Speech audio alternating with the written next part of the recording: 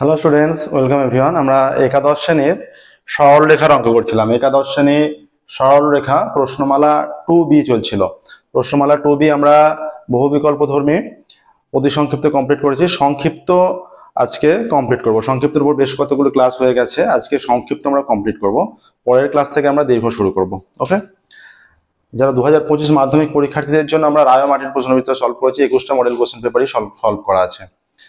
তাছাড়া আমরা সালের কোশ্চেন সলভ করে দিয়েছি। 2017 থেকে 2024 পর্যন্ত মাধ্যমিক গণিত প্রশ্নের সলভ করা আছে। আমাদের প্লেলিস্টে ক্লাস 9 থেকে ক্লাস 12-এর চ্যাপ্টার ওয়াইজ সমস্ত সলিউশন আছে, সমস্ত প্রবলেমের সলভ আছে।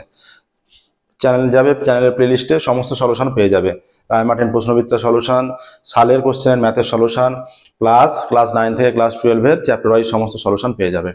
তো শুরু করবো আজকের ক্লাস। দেখো, আজকের ক্লাস সংক্ষিপ্ত। আজকের ক্লাস হবে সংক্ষিপ্ত 23 থেকে সংক্ষিপ্ত 22 পর্যন্ত এর আগের ক্লাসে হয়ে গেছে। তাহলে 23-এর অঙ্ক দেখো কি বলেছে। 23-এর অঙ্ক বলছে 23-এর অঙ্ক বলছে একটি আলোক রশ্মি 1-2 বিন্দু থেকে এসে x অক্ষের ওপর অবস্থিত a বিন্দুতে প্রতিফলিত হওয়ার পর 5-3 বিন্দুগামী হয়। a বিন্দু স্থানাঙ্ক নির্ণয় করো। এই যে একটা আলোক রশ্মি এইরকম আসছে, এতে পতিত হয়ে এখানে এইভাবে বরাবর যাচ্ছে। কোন একটা বিন্দু, এখানে এর উপর একটা বিন্দু আছে 1-2 মনে করো, ঠিক আছে। 1-2 বিন্দু থেকে আসছে, এসে x অক্ষের উপর প্রতিফলিত পড়ছে। x অক্ষের উপর যদি পড়ে, এইটা যদি x অক্ষ হয়, x অক্ষের উপর যে কোনো বিন্দু স্থানাঙ্ক হবে আলফা কমা 0 বা বিটা কমা 0 বা পি কমা 0 বা x কমা 0 এরকম। কারণ এরপর এই যে কোটির যে মানটা সেটা 0 হয়ে যাবে x অক্ষের উপর যেহেতু, ঠিক আছে। আচ্ছা, প্রতিফলিত হওয়ার পর 5-3 বিন্দুগামী হয়। এটা কোন বিন্দু দিয়ে যাচ্ছে? এটা এর উপর কোন একটা বিন্দু মনে করো, এটা 5-3 এই বিন্দু দিয়ে যাচ্ছে, ঠিক আছে। এটা x অক্ষের উপর a বিন্দুতে প্রতিফলিত হচ্ছে। এটা তার মানে a বিন্দু, এই বিন্দুটা a বিন্দু, এই বিন্দুটা, ঠিক আছে, এই বিন্দুটা a বিন্দু। তাহলে এবার দেখো, আমরা এই যে এই কোণটা, এটা যদি অভিলম্ব হয়ে যায়, এটা অভিলম্ব হয়ে গেলে এইটার এই দুটো কোণ সমান হয়, আবার এই কোণটা আর এই কোণটাও সমান হয়, ঠিক আছে। এই কোণটা থিটা হলে এই কোণটাও থিটা হবে, ঠিক আছে। অর্থাৎ আপতিত রশ্মি এবং এক্স অক্ষ এদের মধ্যে যে কোণটা এদিকে এবং প্রতিফলিত রশ্মি ও এক্স অক্ষের মধ্যে কোণটা দুদিকে সমান হবে। তাহলে দেখো, আমরা শুরু করছি যে একটি আলোক রশ্মি, একটি আলোক রশ্মি 1-2 বিন্দু থেকে এসে এক্স অক্ষ এ আলফা কমা 0 বিন্দুতে পতিত হয়ে 5, এত বিন্দুর ওপর দিয়ে প্রতিফলিত হয়, ওপর দিয়ে প্রতিফলিত হয়। অতএব আপতিত রশ্মি এবং এক্স রশ্মির মধ্যবর্তী কোণ সমান প্রতিফলিত রশ্মি ও ওয়াই রশ্মির মধ্যবর্তী কোণ হবে। আমরা ধরে নিচ্ছি যে এই রশ্মিটা, আমরা ধরে নিচ্ছি, দেখো আমরা ধরে নিচ্ছি, আমরা যদি এখানে কি চেয়েছে, আলফার মানটা চেয়েছে, তাই তো, যে এ বিন্দু স্থানাঙ্কটা চেয়েছে নির্ণয় করো।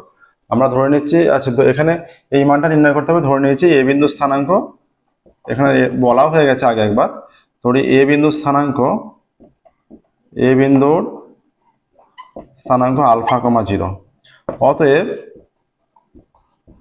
আপতিত রশ্মি ও এক্স অক্ষের মধ্যবর্তী কোণ সমান প্রতিফলিত রশ্মি ও এক্স অক্ষের মধ্যবর্তী কোণ।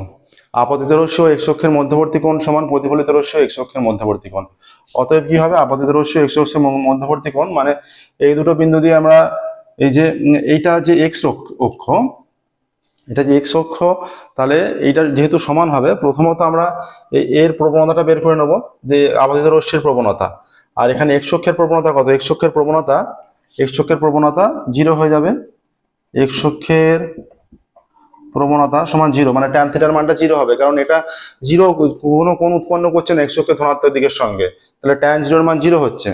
এবার আপতিত রশ্মির প্রবণতা আপতিত রশ্মির প্রবণতা সমান, এটা হয়ে যাচ্ছে 2 - 0 বাই 1 - আলফা। আচ্ছা, প্রতিফলিত রশ্মির প্রবণতা, প্রতিফলিত রশ্মির প্রবণতা এটা হয়ে যাবে 3 - 0 বাই, এটা সমান কত হচ্ছে 2 বাই 1 - আলফা, আর 3 - 0 by 5 - alpha is equal to 3 by 5 - alpha. অতএব শর্তানুসারে এইটা একটা প্রবণতা, আর এর প্রবণতা হচ্ছে এইটা, আর এর প্রবণতা হয়ে যাচ্ছে 0। তার মানে হয়ে যাচ্ছে শর্তানুসারে 2 by 1 - alpha minus 0 by 1 - 0 into 2 by 1 - alpha is equal to 3 by 5 - alpha minus 0 by 1 plus হয়ে যায়, তো এটা a মাইনাস b, এটা 1 প্লাস, ঠিক আছে, 1 প্লাস 0 ইন্টু 3 বাই 5 - আলফা, এইটা হয়ে যাচ্ছে। ঠিক আছে, তাহলে উভয় দিকের মানটা এটা, এটা 0 নিচে 1 হয়ে যাচ্ছে, তাহলে এটা হয়ে যাচ্ছে, বা এটা মডের মধ্যে 2 by 1 - alpha is equal to 3 by 5 - alpha, এইটা হচ্ছে। ঠিক আছে, এবার দেখো এখানে যদি আমরা একবার প্লাস একবার মাইনাস সাইন নিই কি হবে, এখানে একটু মুছি, দেখো ক্যালকুলেশনটা, এটা একটু মুছলে আমরা যেটা পাচ্ছি, দেখো এখানে পেয়ে যাচ্ছি, যদি আমরা পজিটিভ সাইন নিই, অতএব 2 by 1 - alpha is equal to 3 by 5 - alpha, বা 10 কোনাকুনি গুণ করলে 10 - 2 alpha is equal to 3 - 3 alpha, বা -2 alpha plus 3 alpha is equal to 3 - 10, বা আলফা ইজ ইকুয়াল টু -7।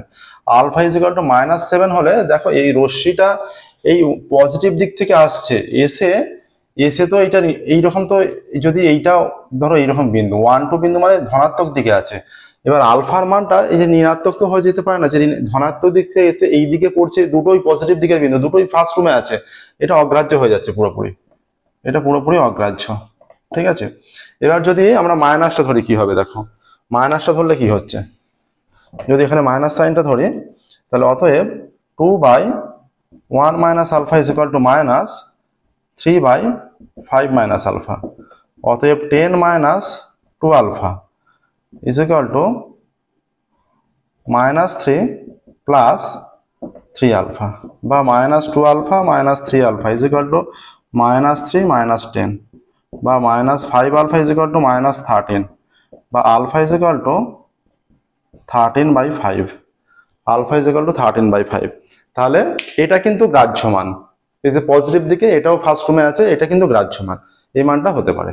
অতএব অতএব এ বিন্দু স্থানাঙ্ক 13/5,0, এইভাবেই করতে হবে। ঠিক আছে, 13/5,0। এই যে দুটো কোণ, মানে যে কোণ নির্ণয়ের সূত্র tan θ = m1 - m2 / 1 + m1 m2, আমরা এখানে সূত্র ফেলেছিলাম, সূত্র ফেলে নির্ণয় করতে হবে, কোণ দুটোকে সমান করতে হবে। ঠিক আছে, কোণ দুটোকে সমান করতে হবে।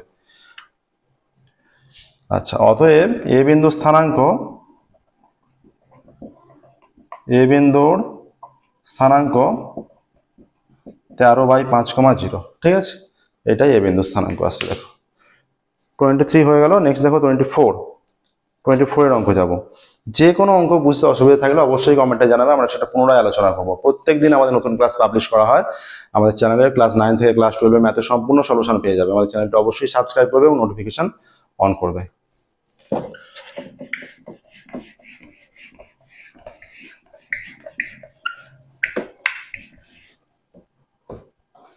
দেখো 24 কি বলেছে, 24 এর অঙ্ক বলে দেওয়া আছে 8 বিন্দুগামী একটি আলোক রশ্মি x অক্ষের উপর 14,5 বিন্দুতে প্রতিফলিত হয় প্রতিফলিত রশ্মির সমীকরণ। তাহলে এটাও আসছে 8 বিন্দুগামী একটি আলোক রশ্মি 8 বিন্দু দিয়ে এসে এই বরাবর চলে যাচ্ছে। এখানে মনে করো 8 বিন্দু আছে, কোনো একটা 8 বিন্দু এসে এখানে 14,0 বিন্দু পরে এই বরাবর বেরিয়ে যাচ্ছে, ওই রশ্মির সমীকরণ চাইছে। এটা মনে করো এ বি, এটা মনে করো সি, তাহলে বিসির সমীকরণ। ঠিক আছে, এ বি আবদ্ধ রশ্মি 03 বিন্দুগামী, এ বি আবদ্ধিত আপতিত রশ্মি এবি সরলরেখা বরাবর এসে আপতিত রশ্মি এবি বরাবর এসে বি বিন্দু 14,0 তে পতিত হয়ে 14,0 তে পতিত হয়ে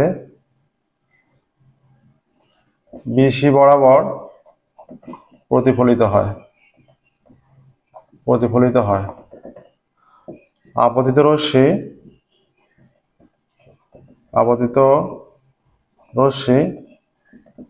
83 বিন্দু হয়ে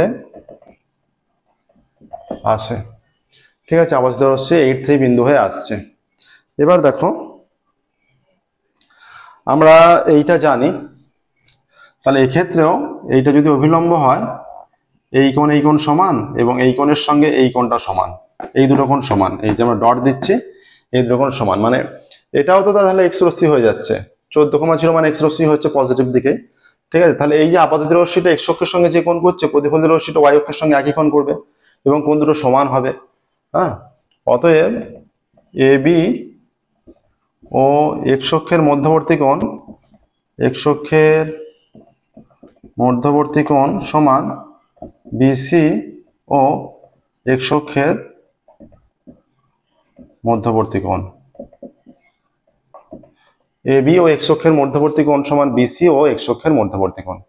ঠিক আছে, এবার দেখো এখানে তাহলে আমরা প্রথমে যে এক্স অক্ষের প্রবণতা কত, এক্স অক্ষের প্রবণতা তো 0। ঠিক আছে, এক্স অক্ষের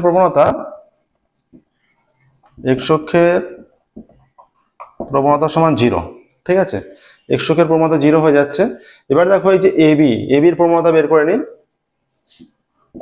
এবি সরলরেখার প্রবণতা সমান এটা 3 - 0/8 - 14, এটা 3/-6 = -1/2। ঠিক আছে, আচ্ছা আমরা এই যে এর প্রবণতাটা বিসির প্রবণতা এম ধরে নিচ্ছি, ধরি বিসি রেখার প্রবণতা সমান এম। আমরা তো জানি না, একটা বিন্দু জানি কিন্তু আর একটা বিন্দু জানা থাকলে আমরা প্রবণতা জানতে পারতাম, আর একটা বিন্দু জানা থাকলে আমরা ডাইরেক্ট সরলরেখায় তো পেয়ে যেতাম। সেই হিসাবে আমরা বিসির প্রবণতাটা এম ধরে নিলাম। এবার দেখো তাহলে এই যে এই দিকের ট্যান থিটার এদিকে দুদিকের কোণটা সমান হবে, এই যে লিখেছি এই শর্ত অনুযায়ী আমরা সেই শর্তে চলে যাচ্ছি। এই যে লিখেছি এইটা এবি ও এক্স অক্ষের মধ্যবর্তী কোণ যে ট্যান থিটাটা, ঠিক আছে, ট্যান থিটা যেটা ট্যানের formula m1 - m2/1 + m1 m2, সেই সূত্রে চলে যাচ্ছে। m1 কত, m1 হচ্ছে এখানে এবি ও এক্স অক্ষের মধ্যবর্তী কোণ, তাহলে -1/2 - 0 বাই 1 + -1/2 × 0 = আচ্ছা m - 0 1 + m × 0, এইটা আসছে দেখো। বা এখানে নিচে 1 হয়ে যাচ্ছে, এখানে নিচে 1 হয়ে যাচ্ছে, বা -1/2 = m। ঠিক আছে, এইটা আসছে দেখো। তাহলে এই যে -1/2 কি এসে এবি সরলরেখার প্রবণতা, তাহলে m = যদি আমরা পজিটিভ নেই m = -1/2 একটা আসছে, এটা অবশ্যই অগ্রাহ্য হবে, কারণ এই আপতিত রশ্মি আর প্রতিফলিত রশ্মি কখনোই সমান্তরাল হতে পারে না, কারণ এই রেখার প্রবণতা অলরেডি হাফ এসে গেছে, এই রেখার প্রবণতা অলরেডি হাফ এসে গেছে, এই -1/2 এসে গেছে, তাহলে এই রেখারও প্রবণতা -1/2 কখনোই হতে পারে না, কারণ এই রেখা দুটো সমান্তরাল নয়। ঠিক আছে, তাহলে এটা অগ্রাহ্য হয়ে যাচ্ছে। ঠিক আছে, এবার এর প্রবণতা তাহলে কি হবে, অতএব তাহলে যদি মাইনাস নিই এটা হয়ে যাচ্ছে আবার -1/2 = -m, অতএব m = হাফ হয়ে যাচ্ছে। m = হাফ হলো, m = হাফ, এটা কিন্তু গ্রাহ্যমান হয়ে যাচ্ছে, এটা হতে পারে। ঠিক আছে, তাহলে তাহলে অতএব প্রতিফলিত রশ্মির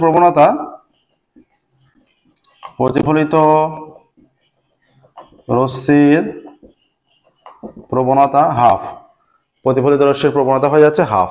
ঠিক আছে, এবার দেখো আমরা এবার প্রতিফলিত রশ্মির প্রবণতা জানি, একটা সরলরেখার প্রবণতা, আর সেটা কোন বিন্দুগামী যে কোনো একটা বিন্দু দিয়ে গেছে, সেই একটা বিন্দু জানলে আমরা তার সমীকরণ নির্ণয় করে ফেলতে পারবো। আমরা দেখো এবার প্রতিফলিত রশ্মির সমীকরণ নির্ণয় করছি। এটা 14,0 বিন্দুগামী, আর প্রতিফলিত রশ্মির প্রবণতা হাফ, অতএব প্রতিফলিত রশ্মির সমীকরণ, অতএব প্রতিফলিত রশ্মির সমীকরণ y minus 0 by half into x minus 14 বা 2y is equal to x minus 14 বা x minus 2y is equal to 14 হয়ে যাচ্ছে। এটাই সমীকরণ, দেখো x minus 2y is equal to 14, এইটাই প্রতিফলিত রশ্মির সমীকরণ। প্রসেসটা দেখো, প্রত্যেকটা অঙ্ক খুব ভালো করে প্র্যাকটিস করবে। এই শেষের দিকের এই যে আবর্তিত রশ্মি প্রতিফলিত রশ্মির অঙ্কগুলো কিন্তু খুব গুরুত্বপূর্ণ অঙ্ক, ঠিক আছে? এই টাইপের অঙ্ক কিন্তু খুব আসে, খুব ভালো করে প্র্যাকটিস করবে এই টাইপের অঙ্কগুলো। নেক্সট দেখো 25-এর অঙ্ক, সংক্ষিপ্তর লাস্ট অঙ্ক, 25-এর অঙ্ক সংক্ষিপ্তর লাস্ট অঙ্ক। পরবর্তী ক্লাস থেকে আমরা দীর্ঘ অঙ্ক শুরু করব, সরলরেখা 2B পার্টের দীর্ঘ শুরু করব।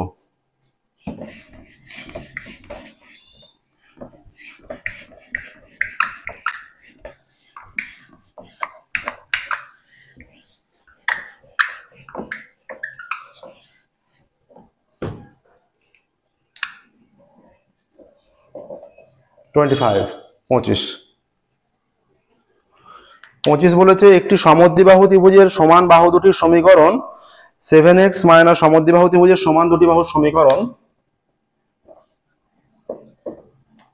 সমদ্বিবাহু ত্রিভুজের সমান দুটি বাহুর সমীকরণ দেয়া আছে। 7x minus y plus 3 is equal to 0, 7x minus y plus 3 is equal to 0 এবং 7x minus y plus 3 is equal to 0 এবং x plus y minus 3 এবং x plus y minus 3 is equal to 0, এই দুটো সমীকরণ। এবং তৃতীয় বাহুটি 1 minus t বিন্দুগামী, তৃতীয় বাহু 1 minus 10 বিন্দুগামী, তৃতীয় বাহু 1 minus 10 বিন্দুগামী। তৃতীয় বাহুর সমীকরণ নির্ণয় করতে বলেছে, তৃতীয় বাহুর সমীকরণ নির্ণয় করো। তাহলে দেখো আমরা চিত্রটা অঙ্কন করছি, মনে করো আমরা মোটামুটি এরকম একটা চিত্র অঙ্কন করছি যে এইটা একটা বাহুর সমীকরণ, এইটা একটা বাহুর সমীকরণ। যদি হয়ে থাকে এইটা মনে করো 7x minus y plus 3 is equal to 0 আর এইটা মনে করো x plus y minus 3 is equal to 0, এই দুটো বাহুর সমীকরণ। তাহলে এইটার সমীকরণটা নির্ণয় করতে হবে, ঠিক আছে? এইটা হচ্ছে 1 minus 10 বিন্দুগামী, এটা আমরা মোটামুটি নিচ্ছি। এইটা মনে করো 1 minus 10 মোটামুটি একটা নিয়েছি, ঠিক আছে? যে অ্যাকিউরেট সেরকম নয়, 1 minus 10 বিন্দুগামী, ঠিক আছে? যদি হয়ে থাকে এই যে তিনটে সরলরেখা বা x অক্ষ মনে করো এরকম হয়ে যাচ্ছে, ঠিক আছে? মোটামুটি একটা যে প্রত্যেকটা অঙ্ক দেখবে এর আগের দুটো, এটা আমরা চিত্রাঙ্কন করেছি, আগের দুটো অঙ্ক চিত্রাঙ্কন করেছিলাম। অঙ্ক চিত্রের সাহায্যে বুঝতে চেষ্টা করবে, অনেক বেশি মনে থাকবে। দেখবে সরলরেখা জিওমেট্রি পাঠের বেশিরভাগই আমরা চিত্র অঙ্কন করে দিয়েছি, চিত্র অঙ্কনের মাধ্যমে বুঝবে, অনেক বেশি মনে থাকবে, অনেক কনসেপ্টও ভালো ক্লিয়ার হবে, ঠিক আছে? আচ্ছা, তাহলে সমদ্বিবাহু ত্রিভুজের দুটি বাহুর সমীকরণ দেওয়া আছে এবং তৃতীয় বাহুটি কোন বিন্দুগামী দেওয়া আছে। তাহলে দুটি সমান বাহুর সমীকরণ আছে, আমরা তৃতীয় বাহুর প্রবণতা ধরে নেব। তাহলে এইটা যদি এইটা এ বি সি যদি ত্রিভুজ হয়, তাহলে এ বি সি যদি ত্রিভুজ হয়, তাহলে ত্রিভুজ এ বি সি সমদ্বিবাহু ত্রিভুজ যা এ বি সমান এসি, অতএব কোণ এ বি সি সমান কোণ এ সি বি হবে অবশ্যই, ঠিক আছে? এইটা আর এই দুটো কোণ অবশ্যই সমান হবে, ঠিক আছে? আমরা ধরছি বিসি বাহুর মানে তৃতীয় বাহুটি, ধরি তৃতীয় বাহু বিসি এর প্রবণতা ইজ ইকুয়াল টু এম, তৃতীয় বাহু বিসির প্রবণতা এম, ঠিক আছে? এবার আমাদের আছে দেখো, অতএব 7x minus y plus 3 is equal to 0 বা y is equal to 7x plus 3, অতএব তাহলে এবির প্রবণতা, এবি রেখার প্রবণতা কত? এবি রেখার প্রবণতা সমান 7। আচ্ছা, আরো দেখো x plus y minus 3 is equal to 0 বা y is equal to minus x plus 3, অতএব এইটা হচ্ছে এসি, অতএব এসি রেখার প্রবণতা সমান -1, এসি রেখার প্রবণতা সমান -1।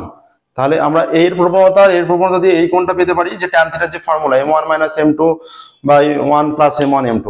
আর এই প্রবণতা, এই সরলরেখার প্রবণতা আর এই সরলরেখার প্রবণতা m ধরে নিয়েছি, এই দুটো এর প্রবণতা নির্ণয় করলাম -1, এর প্রবণতা m ধরেছি, এই দুটো প্রবণতা দিয়ে ট্যান থিটার মান নির্ণয় করতে পারি।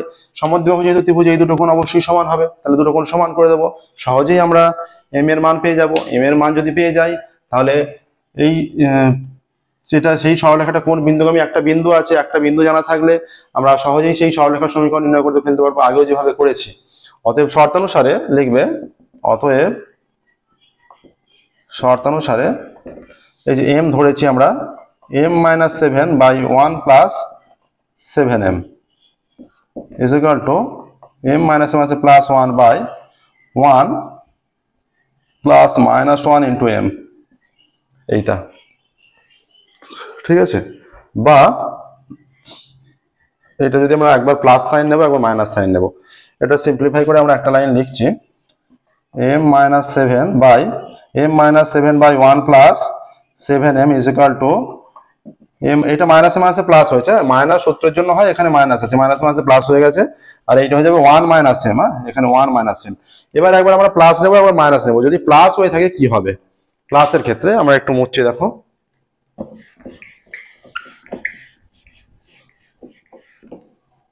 অতএব যদি প্লাস হয়ে থাকে m - 7 by 1 plus 7m is equal to m plus 1, এইটার ক্যালকুলেশনটা একটু বড়, ঠিক আছে। এবার কোনাকুনি গুণ করলে এটা হয়ে যাচ্ছে m - 7 মাইনাস m স্কোয়ার, মাইনাসে মাইনাসে প্লাস 7m, এটা হচ্ছে m plus 7m square plus 1 plus 7m, ঠিক আছে। এই 7m ক্যান্সেল হয়ে গেল, m ক্যান্সেল হয়ে গেল, ঠিক আছে। বা -m square minus 7m square is equal to 1 plus 7, বা -8m square is equal to 8, বা m square is equal to 8 by -8, বা m square is equal to -1, m square is equal to -1 হলে m √1 মানে জটিল রাশির যেতে চলে আসছে, ঠিক আছে। তাহলে এটা অগ্রাহ্য হয়ে যাচ্ছে, এটা বাস্তব আসছে না, অগ্রাহ্য হয়ে যাচ্ছে, ঠিক আছে, এটা সম্পূর্ণরূপে অগ্রাহ্য। তাহলে একটা মান মাইনাস দিয়ে আসবে, তাহলে এবার একটা আমরা মাইনাস নিচ্ছি, এবার ক্যালকুলেশন করছি দেখো, এবার আমরা m এর ঠিকঠাক মান পাবো, এবং সেই মানটা 1 - 10 দিয়ে পাস করালেই তৃতীয় বাহুর সমীকরণ পেয়ে যাব। অতএব, বা আবার লেখো, আবার m - 7 by 1 plus 7m is equal to minus m plus 1 by 1 minus m, বা এইটা হয়ে যাচ্ছে m - 7 minus m square minus minus 7m is equal to minus m minus 7m minus m minus 7m, ঠিক আছে, -m minus 7m, আর হয়ে যাচ্ছে -m minus 7m square হয়ে যাচ্ছে, ঠিক আছে, -m মাইনাস 7m স্কোয়ার, আর হয়ে যাচ্ছে -1 মাইনাস 7m, এটা হয়ে যাচ্ছে, ঠিক আছে। বা পুরোটা একদিকে আনলে এটা -m স্কোয়ার প্লাস 7 আর 8m plus 7m square minus মাইনাসে প্লাস 8m, ঠিক আছে, -7 plus 1 is equal to 0, 8m হলো plus 7m square minus 7 plus m square, এটা এইটাই আসছে। তাহলে এটা হয়ে যাচ্ছে 6m স্কোয়ার প্লাস 8 আর 8 16m, 6m স্কোয়ার প্লাস 8 আর 8 16m minus 6 is equal to 0, বা 2 দিয়ে ভাগ করলে 3m square plus 8m minus 3 is equal to 0। তাহলে দেখো এখানে কি আসছে, বা এইখানটা মিডল ফ্যাক্টরটা যদি এইখানটা করে দিই, এটা হয়ে যাচ্ছে বা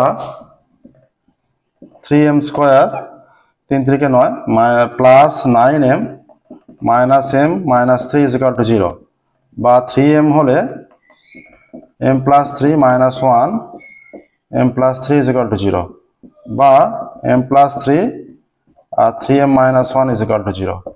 অতএব m plus 3 is equal to 0, বা m ইজ ইকুয়াল টু -3, আবার 3m মাইনাস 1 0, বা 3m ইজ ইকুয়াল টু 1 বা m ইজ ইকুয়াল টু 1/3। তাহলে m এর দুটো মান আসছে, দুটো মান দিয়ে আমরা দুটো সমীকরণ পেতে পারি, ঠিক আছে, -3 আর 1/3। তাহলে অতএব আবারও দেখো এখানটা মুছতে হবে আমাদের, তৃতীয় বাহুর সমীকরণ নির্ণয় করতে হবে।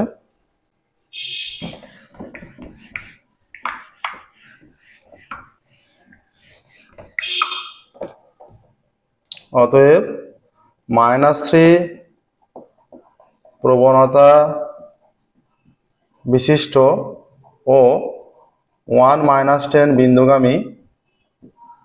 বিন্দুগামী সরলরেখার সমীকরণ। সরলরেখার সমীকরণ কি হবে? হয়ে যাবে y -10 is equal to -3 into x - 1, এইটা হয়ে যাচ্ছে দেখো, বা y + 10 is equal two -3x + 3, বা 3x + y + 10, তিনটা বাঁদিকে গেলে মাইনাস হয়ে যাচ্ছে, বা 3x + y + 7 is equal to 0। 3x + y + 7 is equal to 0, এইটা একটা সমীকরণ আসছে। আবার 1/3 প্রবণতা বিশিষ্ট এবং 1 - 10 বিন্দুগামী সরলরেখার সমীকরণ কি হবে? y + 10 is equal two 1/3 into x - 1, এটাই ফর্মুলা যেটা প্রয়োগ করছি আমরা, y - y1 is equal to m into x - x1, y - y1 is equal to m into x - x1, সেই ফর্মুলা প্রয়োগ করছি। বা এটা হয়ে যাচ্ছে গুণ করলে 3y + 30 is equal two x - 1, এগুলো যদি ওদিকে নিয়ে যাই, x - 3y is equal two 30, 1টা এদিকে গেলে প্লাস হয়ে যাচ্ছে, বা x - 3y is equal two 31, x - 3y is equal two 31 আসছে, ঠিক আছে, এইটা হচ্ছে। অতএব এবার আমরা উত্তরটা লিখে দিতে পারি অনায়াসে। তৃতীয় বাহুর সমীকরণ, অতএব তৃতীয় বাহুর সমীকরণ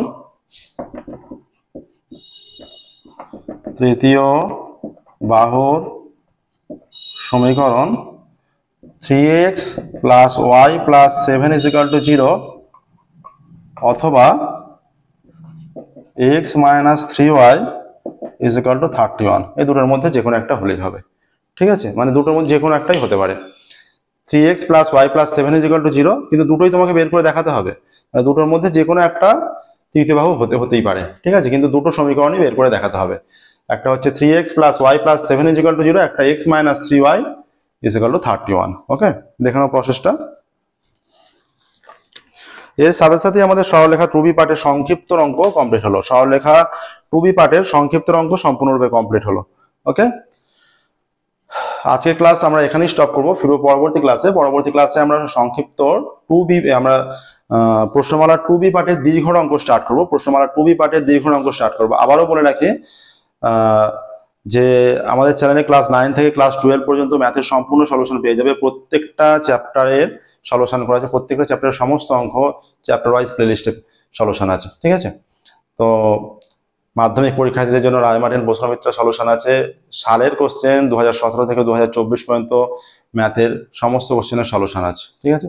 প্রত্যেকদিন আমাদের নতুন ক্লাস পাবলিশ করা হয়। আমাদের চ্যানেলটি অবশ্যই সাবস্ক্রাইব করবে এবং নোটিফিকেশন অন করবে। যে কোনো প্রবলেম থাকলে, যেগুলো বইয়ের বাইরে, সেগুলো কমেন্টে পাঠাতে পারবে, বা আমাদের টেলিগ্রামে গ্রুপ আছে, কিভাবে পাঠাতে হবে বলে দিয়েছি, সেগুলো টেলিগ্রামের গ্রুপের মাধ্যমেও পাঠাতে পারবে, আমরা সেগুলো সলিউশন করে দিতে পারবো। ওকে, তো আজকের মতো এখানে স্টপ করছি। পরবর্তী ক্লাসে এবং দীর্ঘ অঙ্ক স্টার্ট করবো। Thank you very much, everyone.